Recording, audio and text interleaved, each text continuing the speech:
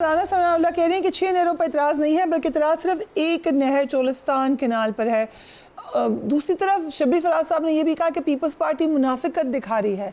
ये आपको किस किस्म का तनाज़ा लग रहा है? क्या इस पर मामला हल हो जाएगा या ये आपको लग रहा है कि आगे मज़ीद दरार बन सकती है?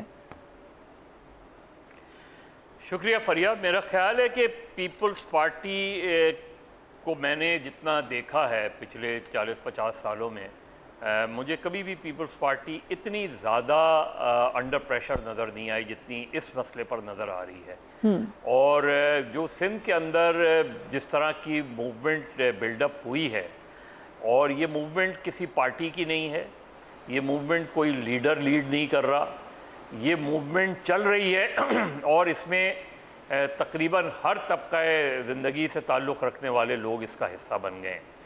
अब कैनाल का इशू टेक्निकल इशू है, कोई और इशू है, लेकिन इस वक्त जो परसेप्शन बन गया है उस परसेप्शन के आगे पीपल्स पार्टी के पास सिवाय इसके कि वो प्राइम मिनिस्टर से कह रहे हैं कि इस मंसूबे को तर्क कर दें, इसके अलावा कोई चॉइस नहीं है। पीपल्स पार्टी के जो मिनिस्टर्स हैं, पीपल्स पार्टी के जो MNAs हैं, even chief minister of Sindh, वो सब ये चीज़ मान रहे हैं कि शायद पीपल्स पार्टी ने इस मसले पर शोर मचाने में ताख़ीर की है।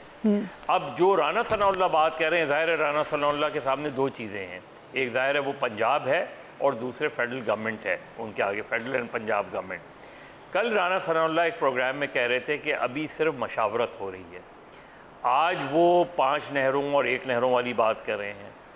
अब अगर मशावरत हुई है तो मशावरत के मिनट्स कैसे बने हैं, और मशावरत के तो मिनट्स नहीं, और जो लोग उसमें मौजूद थे, हाई ऑफिशल्स मौजूद थे, पीपल्स पार्टी का एतराज़ ये है कि उसके मिनट्स गलत रिकॉर्ड हुए। अगर मिनट्स गलत रिकॉर्ड हुए हैं तो आज की तारीख़ तक ऐवान सदर से उन मिनट्स के हवाले से कोई वजाहत क्यों नहीं आई? जिन्होंने मिनट्स रिकॉर्ड किए हैं वो कौन हैं? क्या उनके ख़िलाफ़ कोई कार्रवाई हुई या वो चीज़ है? तो पीपल्स पार्टी बहुत डिफेंसिव पोजीशन पे है और इस मामले पर, और गो के जो 18 तारीख को बिलावल भुट्टो ने हैदराबाद में जलसे से खिताब किया, वो बहुत पुरजोश खिताब था, बहुत एग्रेशन नज़र आ रहा था उसके अंदर।